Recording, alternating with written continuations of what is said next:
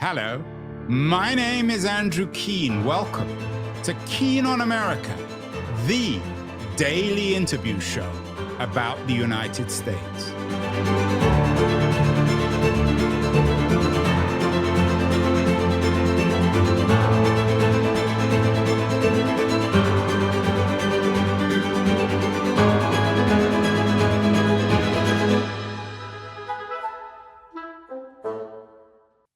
Hello, everybody. It's Friday, July the 3rd. Just one more day until the big celebration, the 250th anniversary of the American Republic, July the 4th, 1776. And when one thinks of the last 250 years of American history, one could argue that the decisive moment wasn't so much the War of Independence, but the Louisiana Purchase that happened a few years after independence. And as it happens today, there's a new book out on the Louisiana Purchase by my guest, Alexander Mikaberidze, who is a professor of history at LSU and is joining us today from Freeport, Louisiana, where he lives.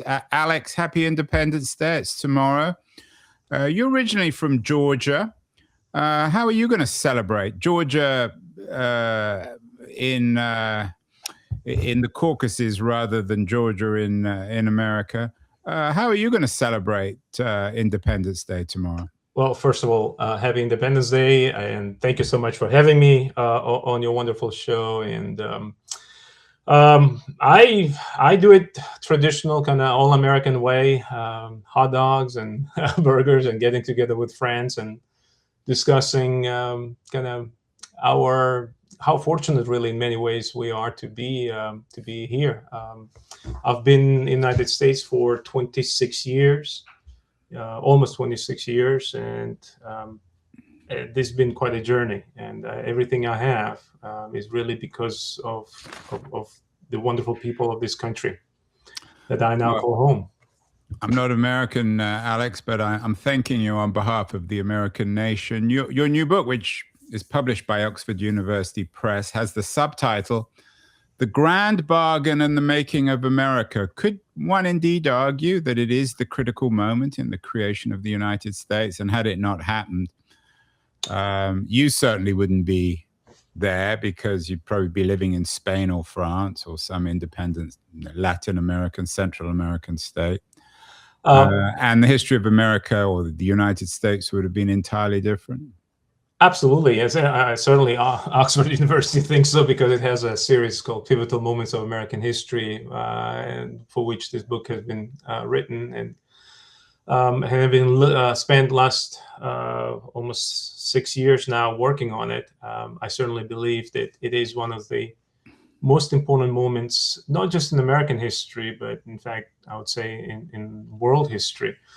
And there are so many different ways you can approach this claim, right? It certainly was an event that over the next or subsequent decades and generations reshaped the American imagination and really stirred the ideas of the uniqueness of American experiment. The Monroe Doctrine, for example, if nothing else, that came out just shortly after the Louisiana Purchase, is clearly rooted in the discussions that began in Louisiana Purchase. But we'll get to the Monroe Doctrine in a few minutes. But one of the things that I think surprises people who aren't experts on this is when one thinks of the Louisiana Purchase, of course, one thinks, well, the U.S. purchased Louisiana from the French. But when one looks at the map, it's the entire Midwest. I mean, it's about a third of the continent of the United States. Give us some numbers, Alex, on the size of the purchase in terms of the acquisition price and the size of the land that the United States actually acquired.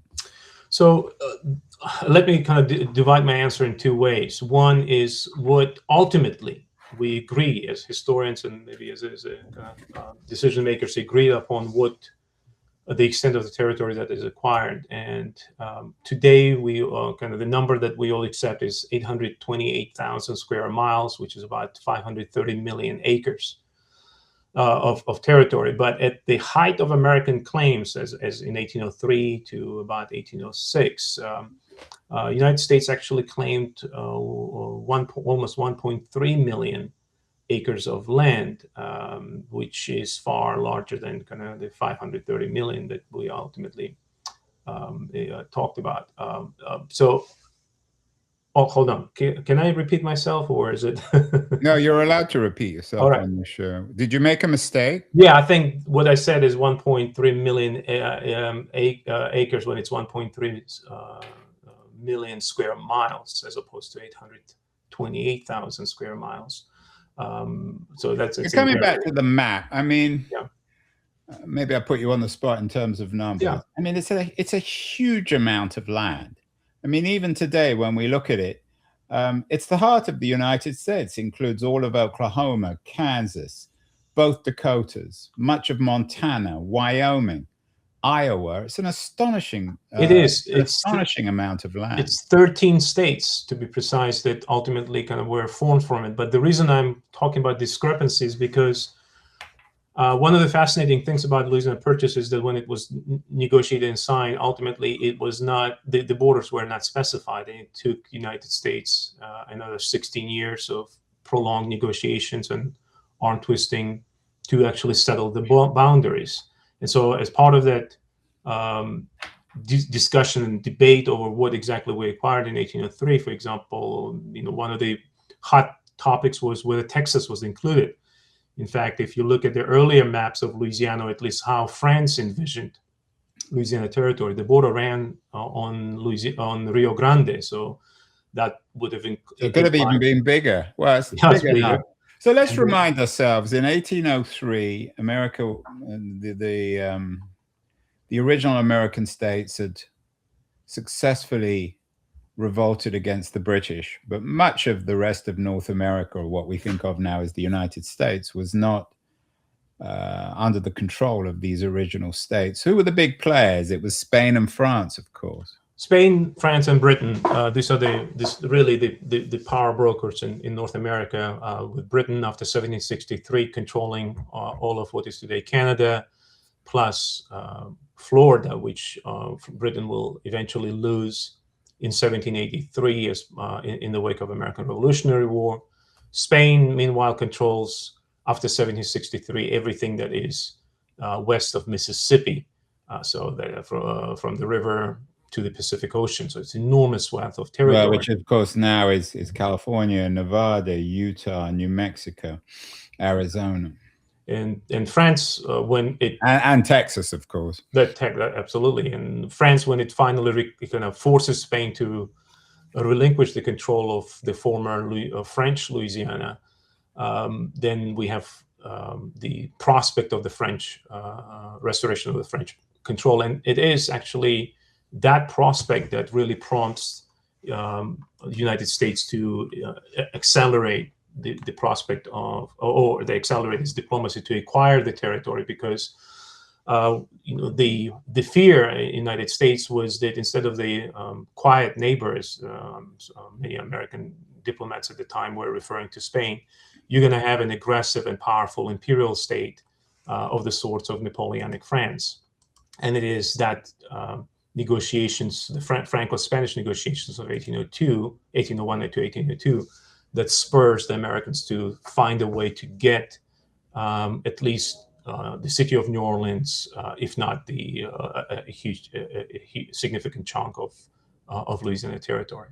And of course, New Orleans being the port city that's still the major city in Louisiana and one of the great cities, not just in North America, but in the world. You're an academic expert, Alex, on Napoleon Bonaparte. How central is he in the Louisiana Purchase? Is he the main player, certainly outside the United States? So the way I approach this book is slightly maybe different from previous. Of course, the Louisiana Purchase has been extensively written about. So what I wanted to do is look at the long kind of view of history, what the French call longue durée, and I can understand why Louisiana repeatedly has been given away or attempted to be given away. And when I look kind of from that perspective, kind of looking at 200 plus years of history, then what I realize is that in many ways Napoleon, for all his genius and kind of military and political acumen, well, he's in many ways victim of the circumstances that he can't control. He's facing the structural developments, this long-term developments that really contributed to his ultimate decision to relinquish Louisiana. And what I mean by this is that over the previous 200 years, you have consistent themes of the imperial rivalries that divert France's and Spain's attention away from Louisiana. For both French and Spanish empires, Louisiana is the least profitable and therefore least interesting colony. There's very little in terms of infrastructure development, little of investment, little of developing the very things that would make this territory appealing. So when Napoleon comes around in 1799 and seizes power, and then starts kind of rebuilding the French colonial power, he envisions French Empire being rebuilt in the Western Hemisphere, but it would be centered on the Caribbean colonies. Which, of course, were more valuable for their slave owning or their slave-based economies. Absolutely. In places like Saint-Domingue, what is today Haiti, or Martinique or Guadeloupe and St. Lucia, that are producing profit margins that is simply inconceivable. If you look at the map of Saint-Domingue, the French part of it, the French part of the island of Hispaniola, what is today Haiti, that third of an island was producing 40% of the world's sugar and almost 60% of coffee. And so I take that point. So what was the independent of geopolitics, which I want to come to in a minute, where was the value of the land that the French controlled in what we now think of as the Midwest, in the center of the United States? So that's one of the issues I kind of try to pick apart in the book and point out that France controlled only a few outposts along the Mississippi River and have virtually no understanding of what is out in what we call Midwest. And in the outposts, the way the outpost is fortified, the lines of forts and line up on the Mississippi, it's clearly designed as a barrier to contain the English/British expansion, and both expansion in terms of territory, political influence, but more crucially, commerce. And so from the very beginning, when La Salle sails down Mississippi in 1682, and then when Louisiana is officially formed, the idea here is this territory as a strategic barrier that will be used to choke off the British competition. And so the climate, the geography, I don't know if you've been to Louisiana, especially in the summertime. I have several times, and I'm actually happy I'm in San Francisco. Exactly. I was about to say that it's hot there, Alex, is it? I just came back from New Orleans, and I bet I would give anything to be in San Francisco. Yeah, well, you're more than welcome to come here. So, I mean, excuse the vulgarity of this question, but did the French have the right to sell this land? You note that it was a series of outposts along the Mississippi. What gave the French the right to this land?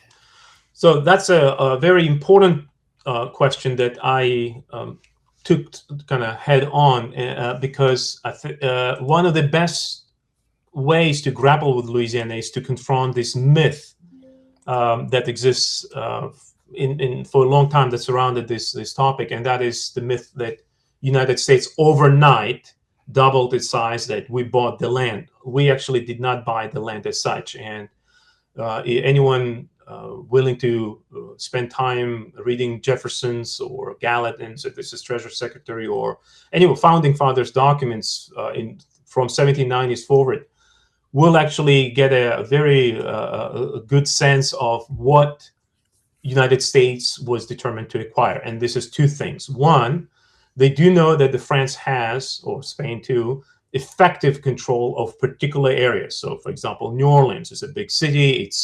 It's garrisoned. The European powers, whether France or Spain, has effective control of it. So there you can talk about the purchase of the territory and the infrastructure.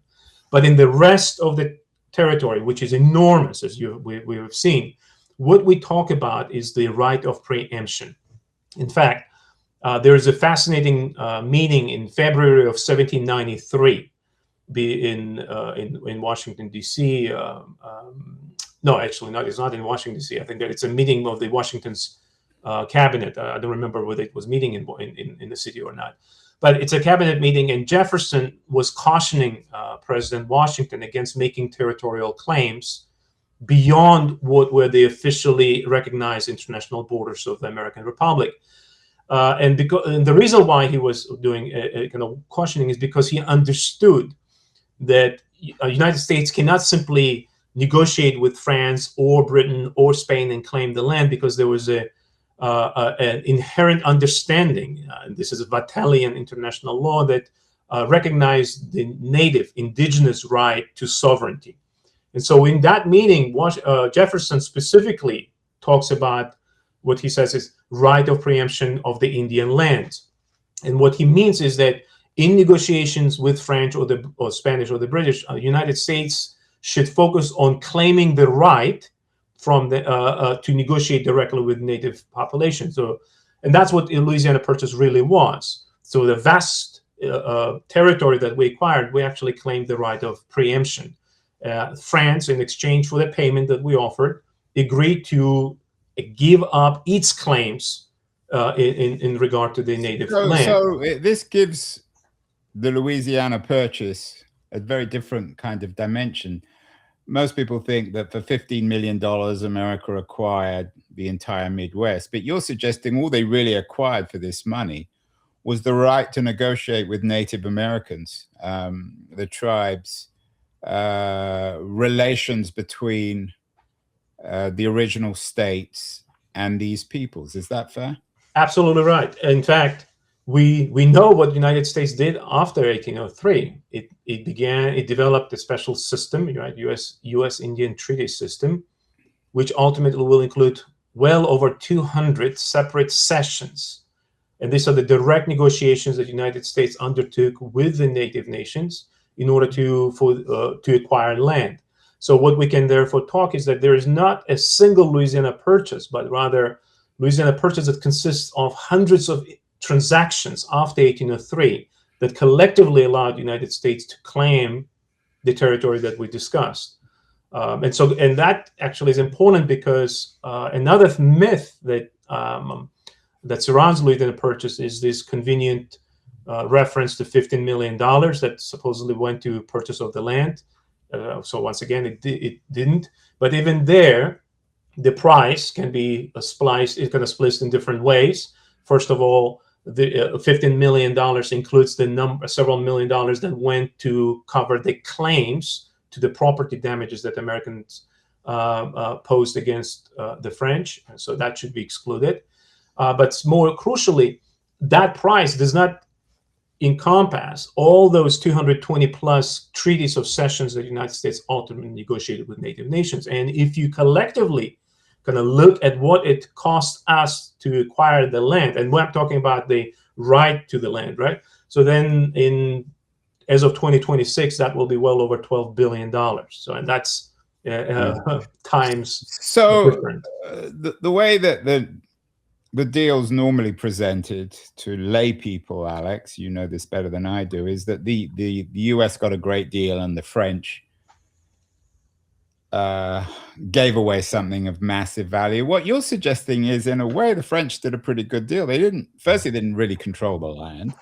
And secondly, all they gave up was the right to negotiate with the native people. So Bonaparte was commercially a cannier fellow than he sometimes presented. Is that fair? I certainly try to point that out because in spring of 1803, in April to be precise, there is an interesting meeting. It's in Saint Cloud, which is a small town that had a palace on the outskirts of Paris. And the meeting is attended by Napoleon, as well as his Minister of the Marine and Colonies, Admiral Denis Decret, and the Treasury Minister, Francois Barbin-Marbois. And it's a crucial meeting because it is the meeting that effectively decides the future of this North American French colonial empire. So it's April 10th to be precise.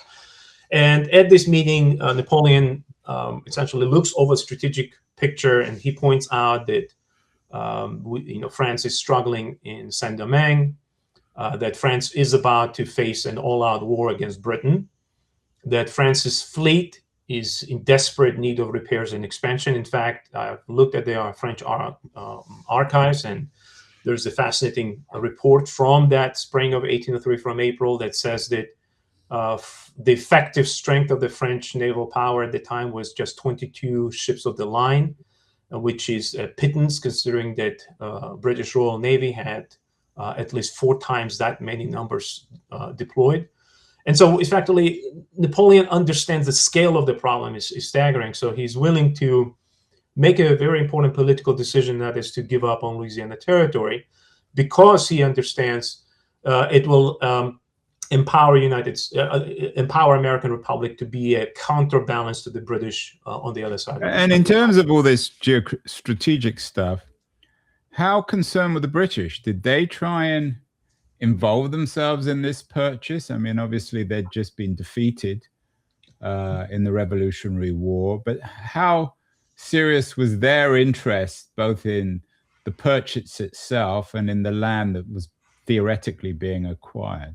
So the British actually were looking at this as choosing the lesser of the two evils, and the bigger evil for them is the prospect of Napoleonic colonial empire being revived in the Western Hemisphere, centered on the Caribbean, but with a significant presence in Louisiana.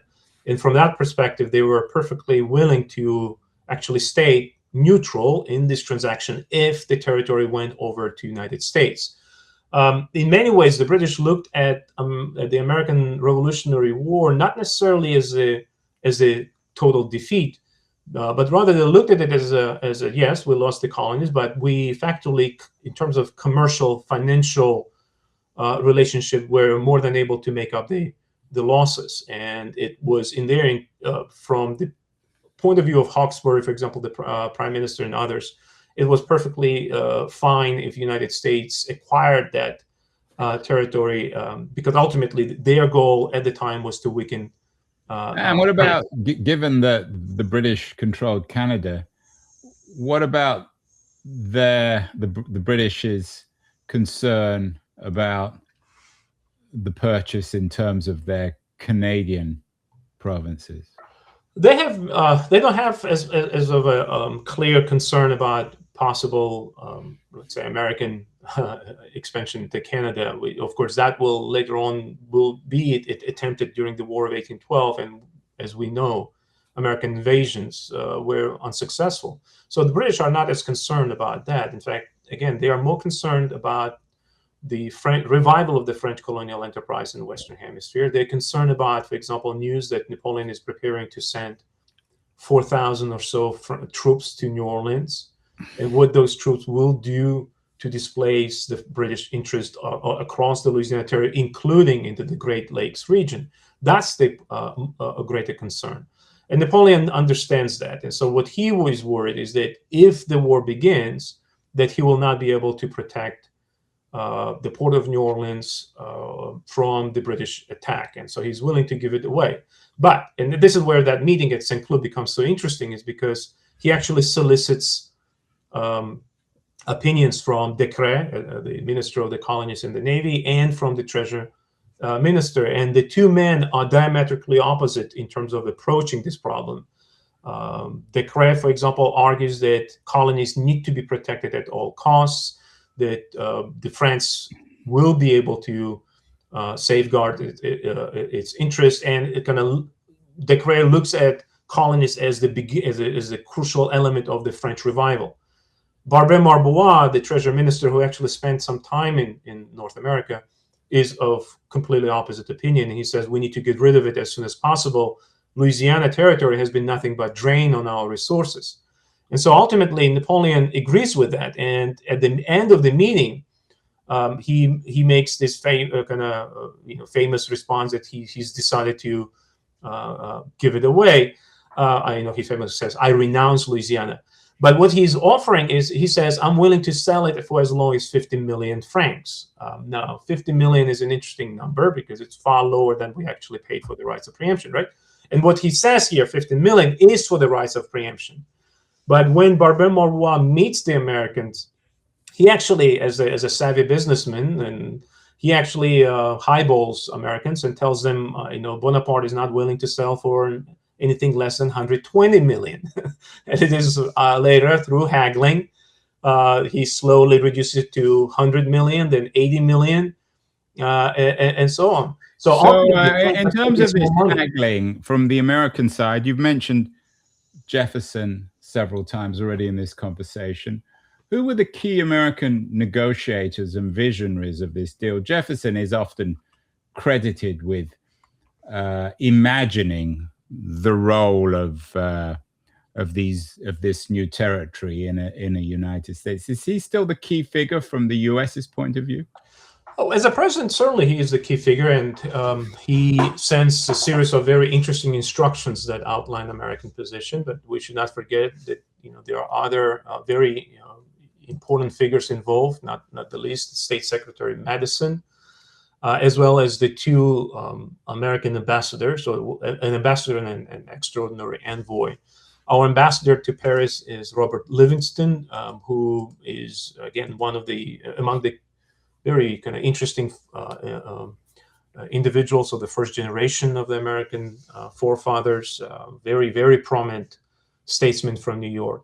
And of course, he is assisted in the spring of 1803, although if you ask Livingston, he would say that he kind of screwed things up. But was Jefferson, I take your point on all these other characters, but was Jefferson, should we credit Jefferson with the vision of understanding the importance of this? He's often credited with it, not necessarily by specialist historians like yourself, but by generalists who see Jefferson as the key figure in the founding of the Republic. Of course, he's, in that sense, he's a crucial figure. But again, I would caution against giving him too much credit because Jefferson is concerned, for example, until summer of 1803, he's very concerned about the constitutionality of everything that he's doing with regards to territorial acquisition. And that is actually one of the very important lessons of the Louisiana Purchase. It unleashes a constitutional crisis over the power, or the presidential power. So in 1803, Jefferson is conducting a foreign policy that is not explicitly described or sanctioned by the U.S. Constitution. The U.S. Constitution does not give the explicit power to U.S. president to conduct anything of this sort.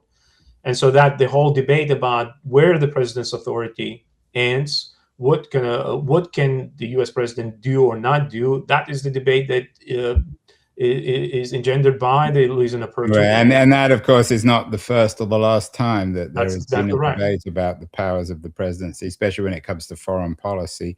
I know that both Federalists and Jeffersonians were concerned over, as you note, the Purchase's constitutionality. Who was most concerned? Was it the Federalists? I would say that Jefferson himself is very concerned. In fact, so concerned that in July of 1803, he prepares 2 constitutional amendments in order to deal with this issue of legality. So Jefferson is absolutely worried about it, as so is the Attorney General of the United States, Lincoln, and others, members of the cabinet. But the Federalists, I think one of the interesting things that makes, I think, the Louisiana Purchase in many ways relevant to our own discussion is the political theater that surrounds the Louisiana Purchase.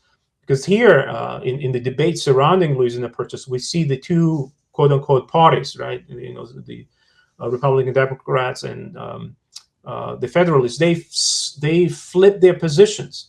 So Federalists during the previous two administrations were staunch proponents of central authority, federal government, and so on and so on. Here in Louisiana Purchase, they actually denounce Louisiana Purchase because it was it would inevitably strengthen the federal government.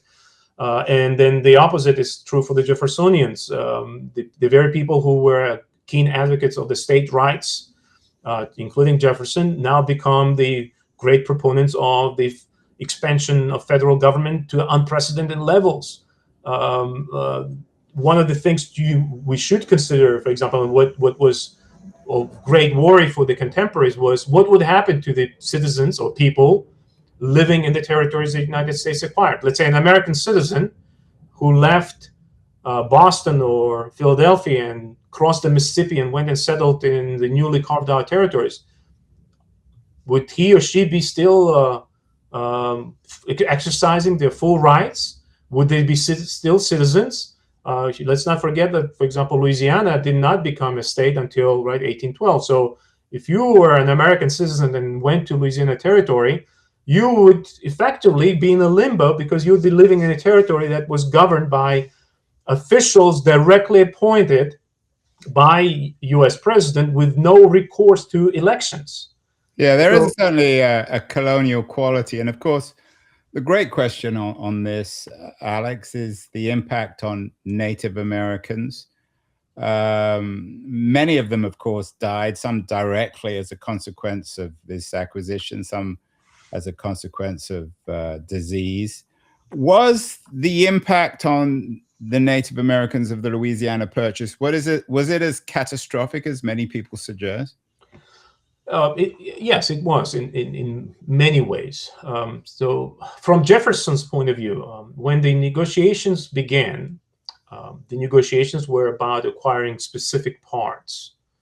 That includes New Orleans and effectively includes these portions of the Mississippi that were crucial as a commercial artery that allowed much of the western states to ship their goods out. Now, Jefferson, once he realized what Livingston and Monroe negotiated, he also understood how kind of utilitarian and how useful this would be as a way of emptying territories east of Mississippi of the native population. So in his correspondence, both cabinet meetings and notes, as well as the personal correspondence, Jefferson repeatedly outlined the plan where the native population living east of Mississippi would be forced to relocate to this quote-unquote vast wilderness west of Mississippi. And of course, that is what leads to the Trail of Tears in Jacksonian era. But of course, the subsequent expansion of America west of Mississippi also has a devastating impact on the native polities, on the native way of life, on native societies. How aware were the native peoples, their leaders, their diplomats, their political leaders in this purchase? How aware were they both in terms of being informed by the parties and simply just being aware of what was happening? No, they're not informed of kind of in formal ways, or they're not aware of this transaction that's taking place on the other side of the Atlantic. Nor are they invited to this formal transfer ceremonies that take place in New Orleans and St. Louis in the late 1803 and the spring of 1804. But in subsequent negotiations, the United States repeatedly raises this question of the rights of preemption that are based in the Louisiana Purchase. So it's in later kind of negotiations that the leaders of the indigenous nations that effectively discover what has transpired. And of course, from their point of view, this is a gross violation of right. So as you know, that they weren't very happy about this, to put it mildly. But I do want to mention again that the American statesmen, Jefferson, Madison, Monroe, and everyone else absolutely understand that the that the natives have the sovereignty over of this land. That is why they are so keen on securing the right to preemption. That is why they are so keen on negotiating. And in fact, only later on in the book, I point out that the United States Supreme Court repeatedly actually ruled in favor of the native sovereignty of the land. And the most famous of these decisions were in 1828, for example, in American Insurance versus Cantor, in which the U.S. Supreme Court declared that the United States government possessed the power to acquire territory because of the kind of war-making and treaty-making authority, but the territory actually belonged to the native. So in a way, Alex, America comes out of this looking even worse in the sense that they knew exactly what they were doing. And then, of course, later developments, you've already mentioned Jackson, Vale of Tears, and all the rest of it. So in a way, this casts an even gloomier, darker picture of this purchase in terms of the fate of Native Americans. I would say so. Well, I think one way to look at it is that the fact that the United States actually was willing to recognize the legal principle of the native sovereignty and agency, and engaged in negotiating the treaties of cession. Of course, how those treaties were negotiated is a separate topic. But I would also point out that Supreme Court, as I noted, in Johnson versus McIntosh in 1823, in Cherokee Nation versus Georgia in 31, or in Worcester against Georgia in 1832, consistently rules in favor of, again, legality of the sovereign right to land.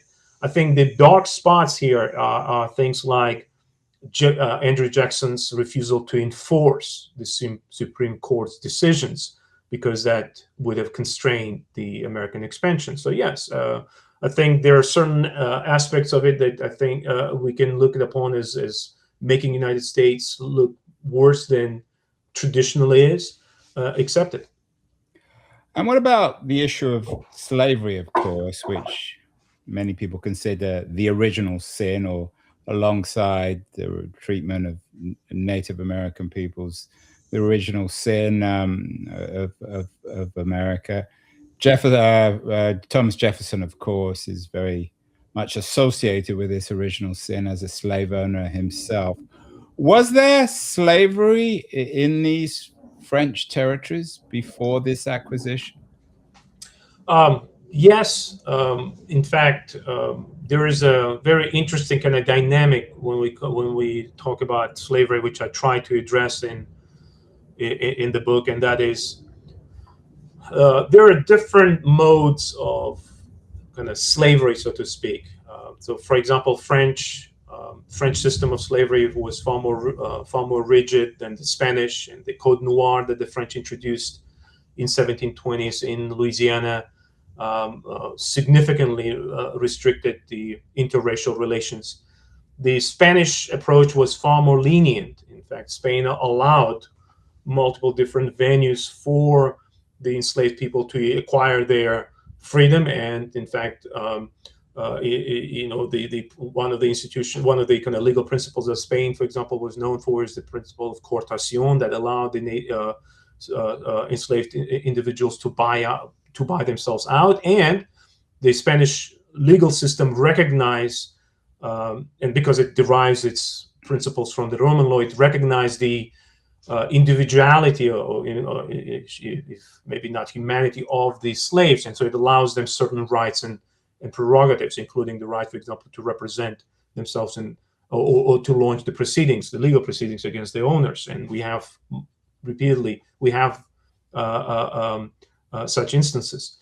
When the United States acquired Louisiana territory, it effectively acquired from Spain. I mean, the reason I'm mentioning this is that France negotiated the acquisition with Spain for 2 years between 1801 to 1803, but the French authority here barely lasted just a few months, if actually days, I would say. Formally, the United States, France acquires Louisiana territory only in November of 1803, and then gives it up in December of 1804. or three. So it's really the Spanish legal system. It's the Spanish institutions that the United States acquired. And in comparison to Spanish institutions dealing with slavery, American system was far more rigid.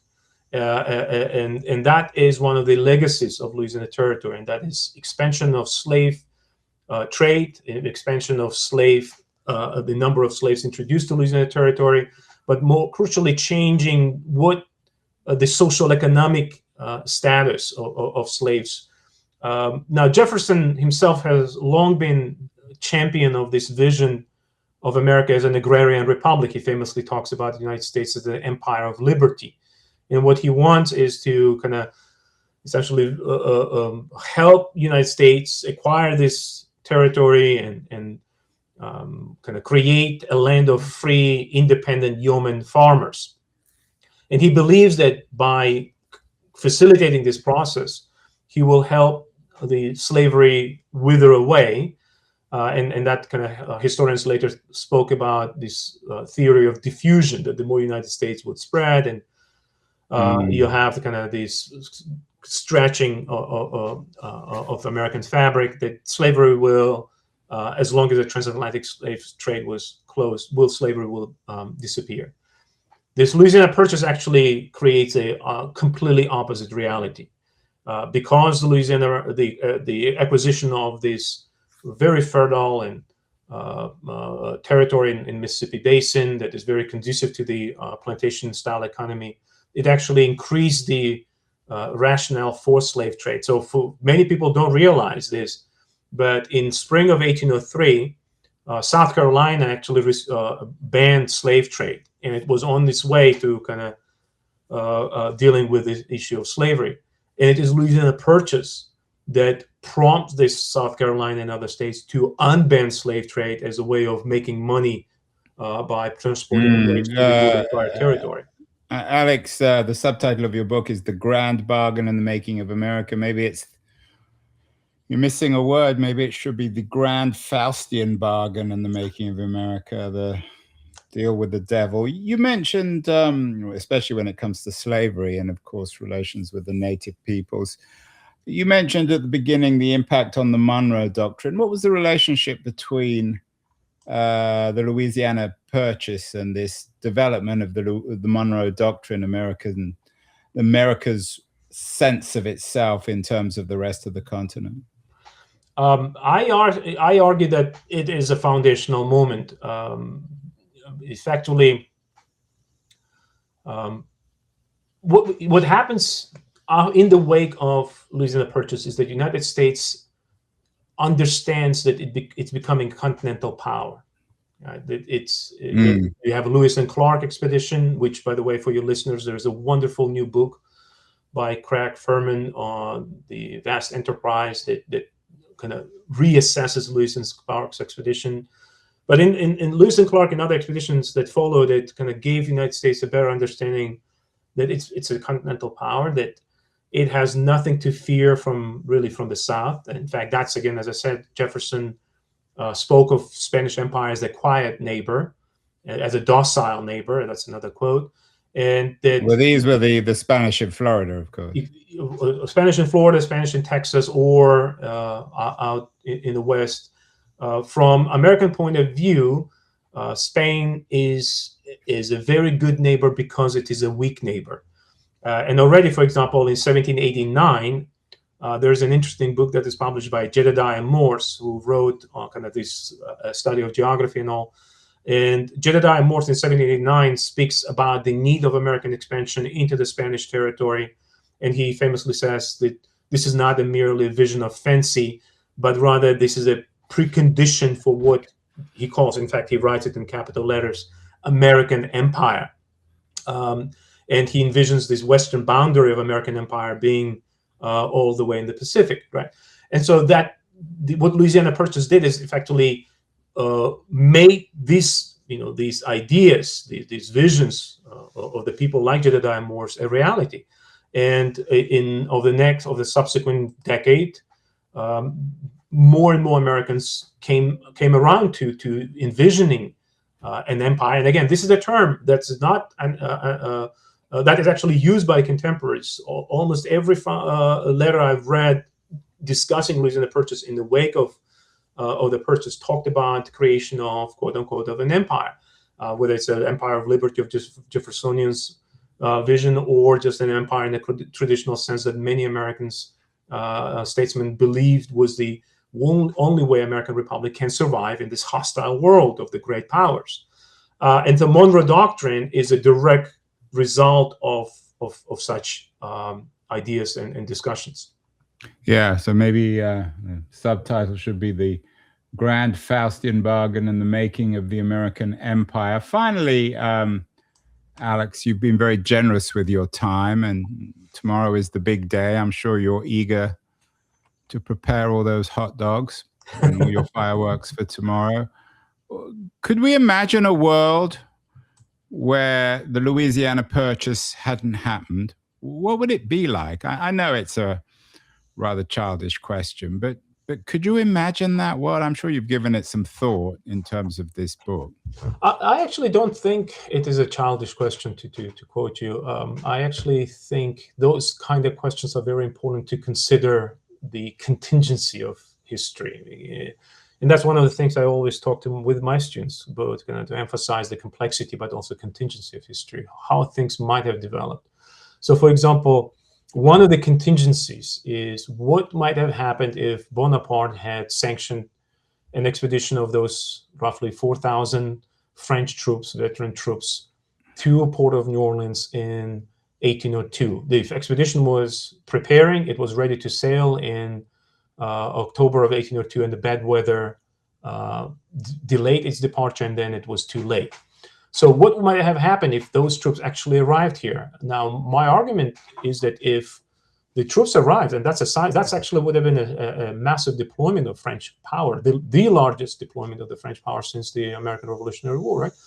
So that might have encouraged Napoleon to retain effective control of southern portions of Louisiana Territory, and more crucially, the subsequent history, especially during the War of 1812, shows us that the native resistance had a chance of succeeding against American expansion if it was supported by a great power. So I'm referring, for example, Tecumseh's famous resistance against the United States with the support of Britain.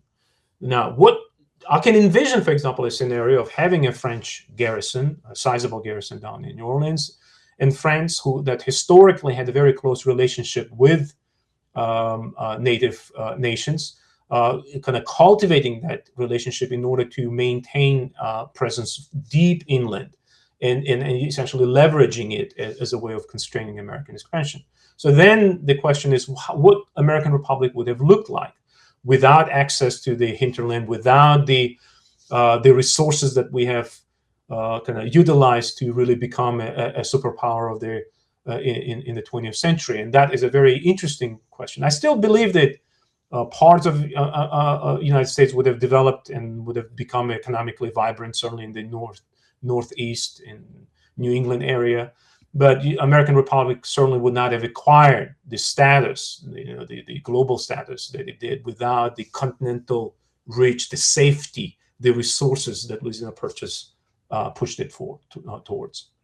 In other words, on July 4th, rather than hot dogs, maybe the peoples of Kansas and Oklahoma, Dakotas, Nebraska would be celebrating with croissants.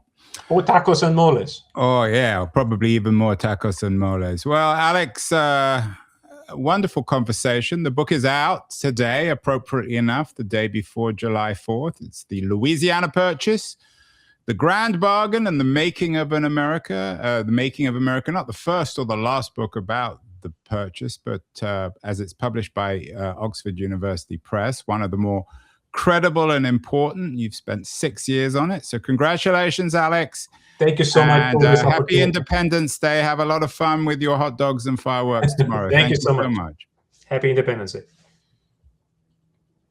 Hi, this is Andrew again. Thank you so much for listening or watching the show. If you enjoyed it, please subscribe. We're on Substack, YouTube, Apple, Spotify, all the platforms. And I'd be very curious as to your comments as well on what you think of the show, how it can be improved, and the kinds of guests that you would enjoy hearing or listening to in future. Thank you again.